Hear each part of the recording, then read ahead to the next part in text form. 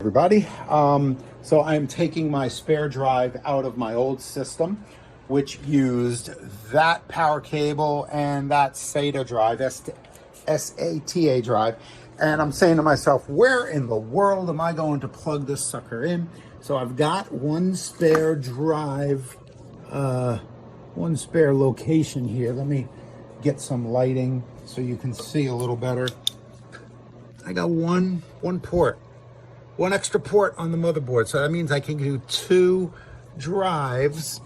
I wanted to do three drives, but that's okay. I do two for now.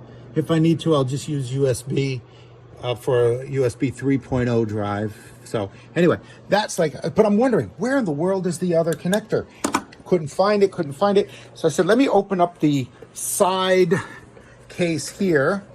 And as you can see, I've got all of these were down on the bottom, tucked nicely inside there.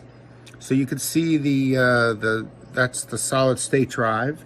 And lo and behold, I've got all of these. So check this out. I've got this here, and this here. So that's gonna be great for me because then I can have this whole thing set up and the way I want it. So anyway, I'm gonna show you what I'm doing after it's done, okay? All right, bye. So the first thing I needed to do was to remove the, remove that, because this originally was plugged in right there. Let me get some lighting here. This might be a little better for me.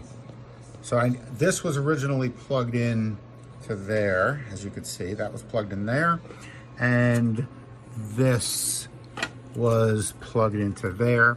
So now that I have it all unplugged, I am going to put this in the empty slot that's right there, and we'll go from there. Bye.